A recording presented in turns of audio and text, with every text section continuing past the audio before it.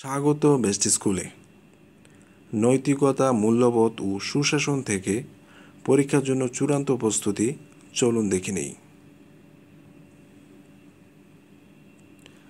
এখানে প্রথমে বিগত বছরের প্রশ্ন ও উত্তর আলোচনা করেছি, যাতে প্রশ্ন সম্পর্কে ক্লিয়ার একটা ধারণা পাওয়া যায়। এরপর অনুশীলনের জন্য এইচএসসির পৌরনীতি ও সুশাসন, নবম দশম শ্রেণীর পৌরনীতি ও নাগরিকতা এবং আরও কিছু গুরুত্বপূর্ণ বইয়ের সিলেবাসের সাথে মিল আছে এমন কিছু অধ্যায় এখানে আলোচনা করা হয়েছে। আশা করি কাজে আসবে। নৈতিক শক্তির প্রধান উপাদান কি? উত্তর: সততা ও নিষ্ঠা। নৈতিকতাকে মানব জীবনের কি বলা হয়? উত্তর: নৈতিক আদর্শ। একজন যোগ্য প্রশাসক ও ব্যবস্থাপকের অত্যাবশ্যকীয় মৌলিক গুণাবলীর মধ্যে শ্রেষ্ঠ কোনটি? উত্তর: নৈতিকতা। নীতিবিদ্যার আলোচ্য বিষয় কি? উত্তর: সমাজে বসবাসকারী মানুষের আচরণের আলোচনা ও মূল্যায়ন।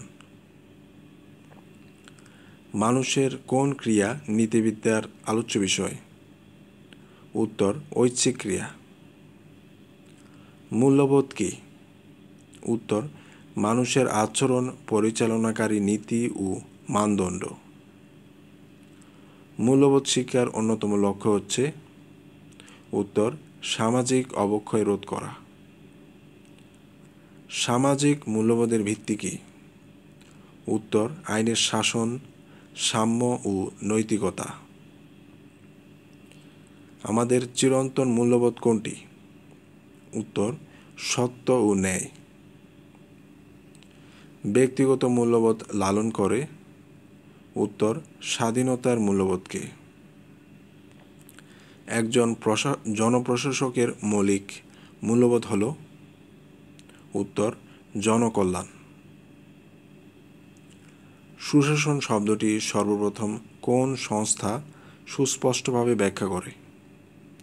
উত্তর: বিশ্ব ব্যাংক, 1989 সালে। ইউএনডিপি সুশাসন নিশ্চিতকরণে কয়টি উপাদানের কথা উল্লেখ করেছে?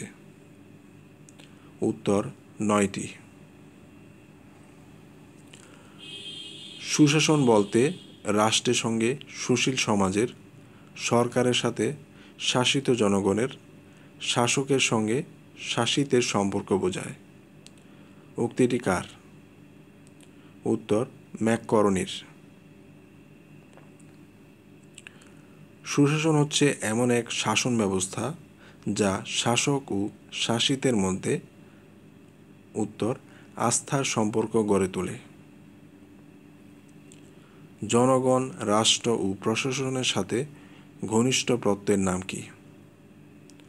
উত্তর: সুশাসন। সুশাসনের পূর্বশর্ত কি?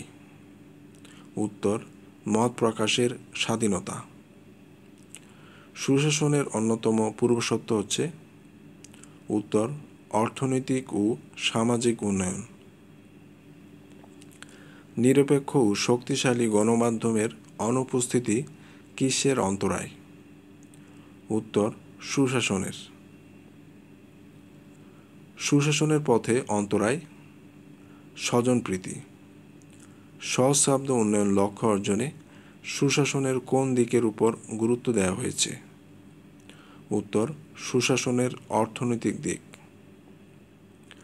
সরকারি সিদ্ধান্ত প্রণয়নে কোন মূল্যবোধটি গুরুত্বপূর্ণ নয়? উত্তর: সৃজনশীলতা।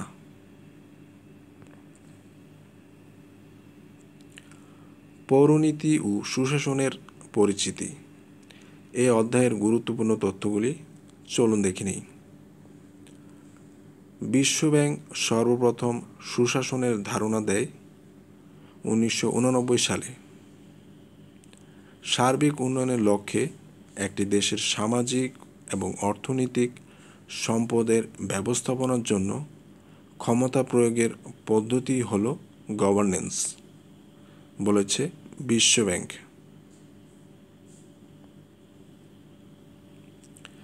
বিশ্বব্যাংক 2000 সালে সুশাসনের 4টি স্তম্ভের কথা প্রকাশ করে। বিশ্বব্যাংকের সুশাসনের স্তম্ভ 4টি হল দায়িত্বশীলতা, স্বচ্ছতা, আইনি কাঠামো এবং অংশগ্রহণ। ইউএনডিপি সুশাসনের 9টি উপাদানের কথা উল্লেখ করেছে।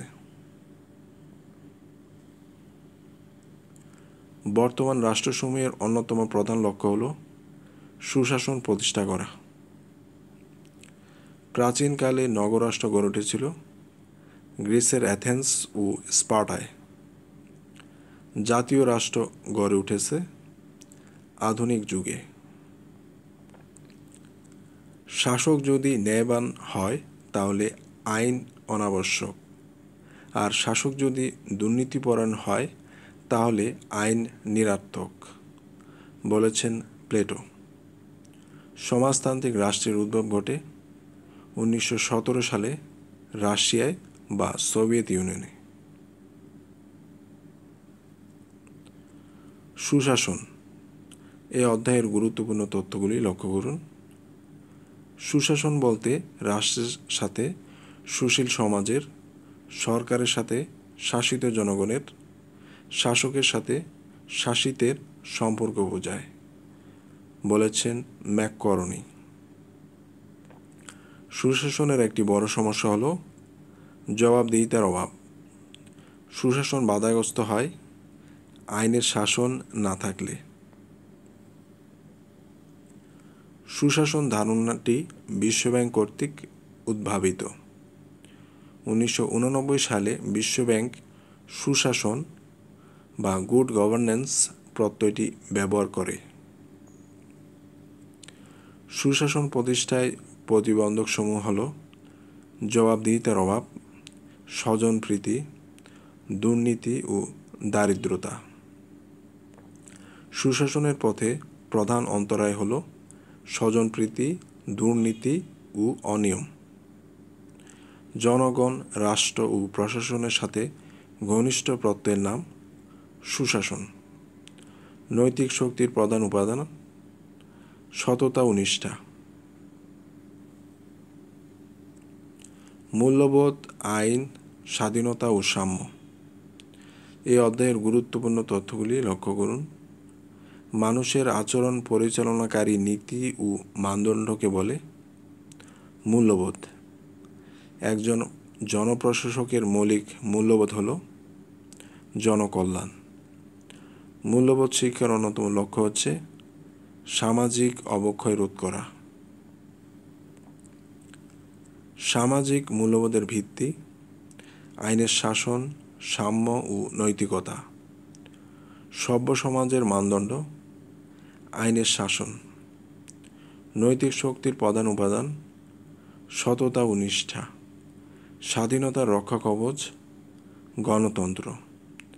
গ্রেট ব্রিটেনের আইন প্রথা নির্ভর। আইনের দৃষ্টিতে সবাই সমান, একথা বলেছেন অধ্যাপক ডাইসি। লিবার্টি শব্দের বাংলা অর্থ স্বাধীনতা। ই গভর্নেন্স ও সুশাসন। এই অধ্যায়ের গুরুত্বপূর্ণ তথ্যগুলি লক্ষ্য করুন। ইলেকট্রনিক গভর্নেন্সের মূল লক্ষ্য হল সুশাসন প্রতিষ্ঠা। ই গভর্নেন্স সর্বত্র চালু হলে স্বচ্ছতা ও জবাবদিহিতা নিশ্চিত হবে। সুশাসন শব্দটির ইংরেজি প্রতিশব্দ গুড গভর্নেন্স। ই গভর্নেন্স বলতে বোঝায় ইলেকট্রনিক গভর্নেন্সকে। ই গভর্নেন্সের কার্যক্রম বিভক্ত 4 ভাগে। নাগরিক অধিকার ও কর্তব্য এবং মানবাধিকার। এই অধ্যায়ের গুরুত্বপূর্ণ তথ্যগুলি লক্ষ্য করুন। বিশ্ব মানবাধিকার দিবস 10 ডিসেম্বর। মানবাধিকার ঘোষিত হয়েছে জাতিসংঘের সাধারণ পরিষদে 1948 সালের 10 ডিসেম্বর। মৌলিক অধিকারের রক্ষা কবচ সংবিধান। সকল অধিকারের উৎস রাষ্ট্র। মানবাধিকার নিশ্চিত করার জন্য দরকার গণতন্ত্র। নাগরিকের প্রধান কর্তব্য রাষ্ট্রের প্রতি আনুগত্য প্রকাশ করা। ভোটদান ও নির্বাচনে প্রার্থী হওয়ার অধিকার হল রাজনৈতিক অধিকার। সরকার কাঠামো। এই অধ্যায়ের গুরুত্বপূর্ণ তথ্যগুলি লক্ষ্য করুন। সরকারের বিভাগ তিনটি, এগুলো হলো যথা আইন বিভাগ, শাসন বিভাগ এবং বিচার বিভাগ। সংবিধানের অভিভাবক বিচার বিভাগ। আইনকে বাস্তবে প্রয়োগ করা শাসন বিভাগের কাজ। আইনসভার প্রথম কক্ষকে বলে নিম্ন কক্ষ, আইনসভার দ্বিতীয় কক্ষকে বলে উচ্চ কক্ষ। বাজেট পাস বা অনুমোদন করে আইন বিভাগ। যুক্তরাষ্ট্রের আইনসভার নাম কংগ্রেস। যুক্তরাজ্যের আইনসভার নিম্নকক্ষের নাম কমন্স সভা। আমেরিকার আইনসভার উচ্চকক্ষের নাম সিনেট। বাংলাদেশের আইনসভা এক কক্ষ বিশিষ্ট। অধ্যাদেশ জারি করতে পারে শাসন বিভাগ। মুসোলিনি ছিলেন ইটালির এক নায়ক। ধর্মতান্ত্রিক সরকার ব্যবস্থায় সার্বভৌমত্বের মালিক আল্লাহ বা সৃষ্টিকর্তা। ধর্মতান্ত্রিক সরকার ব্যবস্থা প্রচলিত রয়েছে ইরান ও ভ্যাটিকান সিটিতে। ক্ষমতা স্বতন্ত্রীকরণ নীতির প্রবক্তা মন্টেস্কু, তিনি ফ্রান্সের অধিবাসী। গঠনগত দিক থেকে আইনসভা বিভক্ত দুই ভাগে। দুষ্টের দমন ও শিষ্টের পালন করা বিচার বিভাগের কাজ। গণতন্ত্রের মূল মন্ত্র সাম্য, স্বাধীনতা ও ভ্রাতৃত্ব। ফেডাস শব্দের অর্থ সন্ধি বা মিলন। বাংলাদেশ রাষ্ট্রটি গণতান্ত্রিক। আব্রাহাম লিঙ্কন প্রেসিডেন্ট ছিলেন যুক্তরাষ্ট্রের, তিনি 16তম প্রেসিডেন্ট ছিলেন। কিউবার সরকার ব্যবস্থা সমাজতান্ত্রিক। জনসেবা ও আমলাতন্ত্র। এ অধ্যায়ের গুরুত্বপূর্ণ তথ্যগুলি লক্ষ্য করুন। আদর্শ আমলাতন্ত্রের জনক ম্যাক্স ওয়েবার। লাল ফিতার দৌরত্ব দেখা যায় আমলাতন্ত্রে। অনুন্নত বিশ্বে আমলারা নিজেদের মনে করেন জনগণের প্রভু। আমলাতন্ত্রের ইংরেজি প্রতিশব্দ হল ব্যুরোক্রেসি।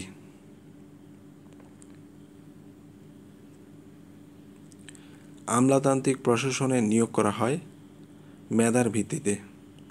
সরকারের সিদ্ধান্ত ও নীতি বাস্তবায়ন করেন আমলা প্রশাসকগণ। কর্মকর্তা কর্মচারীগণ জবাবদিহি করতে বাধ্য থাকে ঊর্ধ্বতন কর্মকর্তার নিকট। আমলাতন্ত্রের বিভিন্ন পদের শ্রেণীবিন্যাস করা হয় পদ সোপান নীতি অনুসারে। সরকার পরিবর্তিত হলেও দায়িত্ব ও কর্তৃত্বে থেকে যান আমলা প্রশাসকগণ। আমলাদের নিয়োগ বিধি নির্ধারণ করা হয় সংসদের আইন দ্বারা। আইনকে বাস্তবে প্রয়োগ করেন আমলা প্রশাসকগণ। আমলাদের কাজ সরকারের নীতি বাস্তবায়ন। আদালতের সিদ্ধান্ত কার্যকর করে থাকেন আমলা প্রশাসকগণ। আমলাদের সাথে জনগণের সম্পর্ক আনুষ্ঠানিক ও দাপ্তরিক।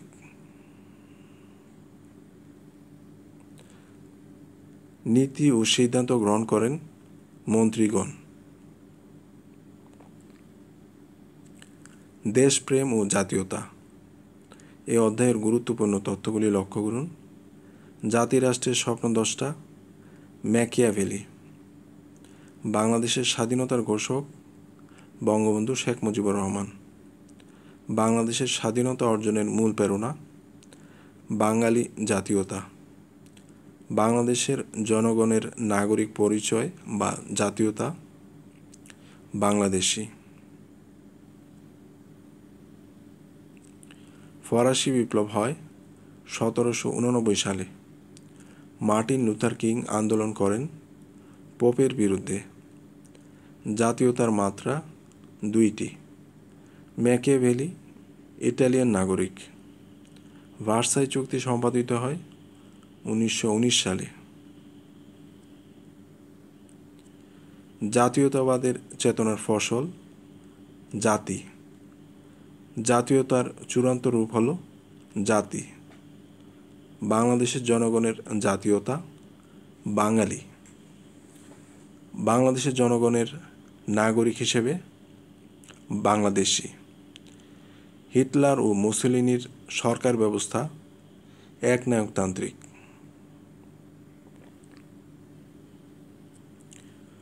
বাংলাদেশের সরকার ব্যবস্থা। এই অধ্যায়ের গুরুত্বপূর্ণ তথ্যগুলি লক্ষ্য করুন। রাষ্ট্রপতি হওয়ার জন্য সর্বনিম্ন বয়স 35 বছর।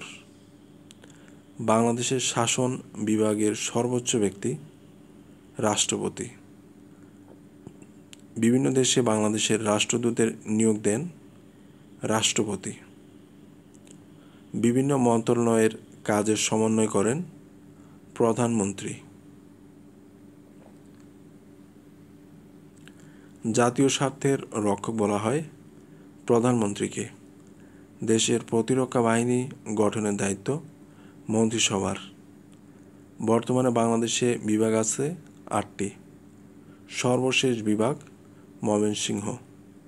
প্রশাসনের কেন্দ্রবিন্দু সচিবালয়।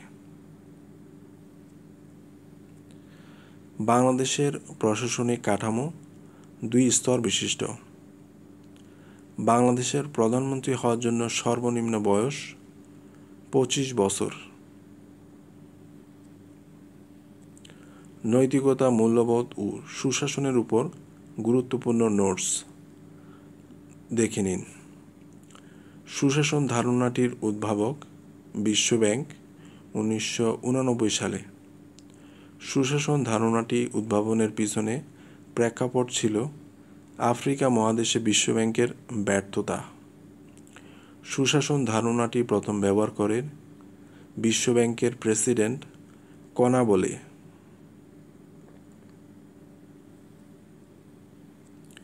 সুশাসন ধারণাটির ব্যাখ্যা দেয় 1997 সালে ইউএনডিপি। সুশাসন ধারণাটি সর্বপ্রথম প্লেটোর দ্য রিপাবলিক গ্রন্থে পাওয়া যায়। বিশ্বব্যাংক শাসন ও উন্নয়ন শীর্ষক প্রতিবেদনটি প্রকাশ করে 1992 সালে। আইডিএ সুশাসনের প্রতিবেদন প্রকাশ করে 1998 সালে। এডিবি প্রকাশ করে 1995 সালে।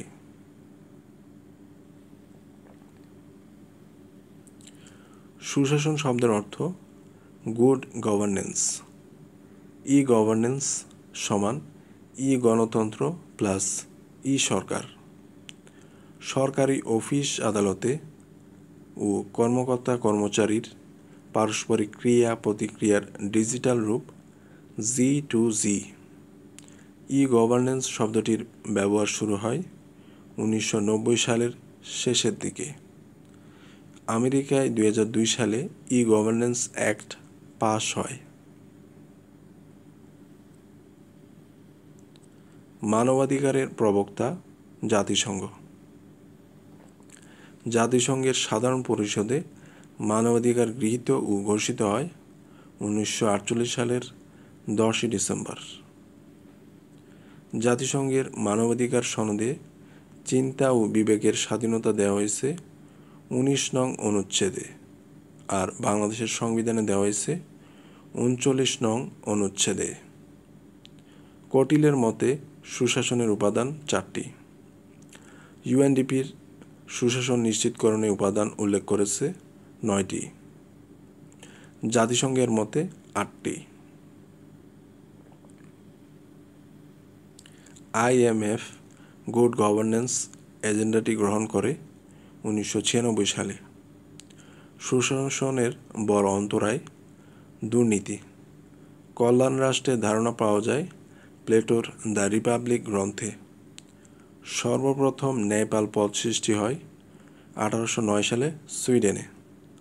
বাংলাদেশে ন্যায়পাল পদ সৃষ্টি হয় 1980 সালে। বাংলাদেশে বিচার বিভাগ স্বাধীনতা লাভ করে 1 নভেম্বর 2007 সালে, যা সংবিধানের 22 নং অনুচ্ছেদে বলা হয়েছে। বাংলাদেশে স্বাধীন দুর্নীতি দমন কমিশন গঠিত হয় 2004 সালে। বাংলাদেশে জাতীয় মানবাধিকার কমিশন গঠিত হয় 2008 সালে। বাংলাদেশের জাতীয় সংসদে ন্যায়পাল আইন পাশ হয় 1980 সালে। ক্ষমতা স্বতন্ত্রীকরণ নীতির শ্রেষ্ঠ প্রবক্তা Montesquieu. The Spirit of Laws এর লেখক Montesquieu. The Spirit of Islam এর লেখক সৈয়দ আমির আলী। মূল্যবোধের চালিকা শক্তি সংস্কৃতি। মূল্যবোধ হল ব্যক্তি বা সামাজিক দলের অভিপ্রেত ব্যবহারের সুবিন্যস্ত প্রকাশ। উক্তিটি করেছেন M.W. পামফ্রে। মূল্যবোধ হল মানুষের আচরণ পরিচালনাকারী নীতি ও মানদণ্ড। মূল্যবোধ শিক্ষা হল নৈতিকতা সম্বন্ধে চেতনা প্রদায়ী শিক্ষা। মূল্যবোধ শিক্ষা শুরু হয় পরিবারে, কিন্তু বিকশিত হয় সমাজে।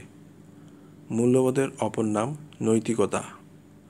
মূল্যবোধ জাগ্রত করে নীতিশাস্ত্র। নৈতিকতা ও উচিতবোধের বিকাশভূমি সমাজ।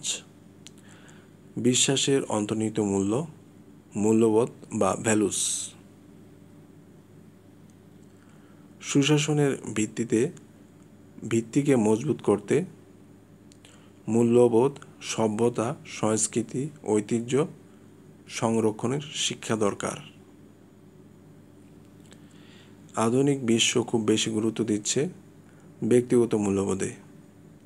প্লেটো ও অ্যারিস্টটল বাহ্যিক মূল্যবোধের উপর গুরুত্ব দিয়েছেন। নৈতিকতা ইংরেজি প্রতিশব্দ মোরালিটি। নৈতিকতা দর্শনশাস্ত্রের শাখা। নৈতিকতার প্রধান উৎস হল বিবেক। শুদ্ধাচার শব্দের অর্থ হল চরিত্রনিষ্ঠা। নৈতিকতা ও মূল্যবোধের যথার্থ বিকাশ ঘটায় সুশাসন। বাংলাদেশের সংবিধানে জনস্বাস্থ্য ও নৈতিকতার বিধান সংযোজন করা হয়েছে 18 নং অনুচ্ছেদে। ভার্চু ইজ নলেজ বলেছেন সক্রেটিস।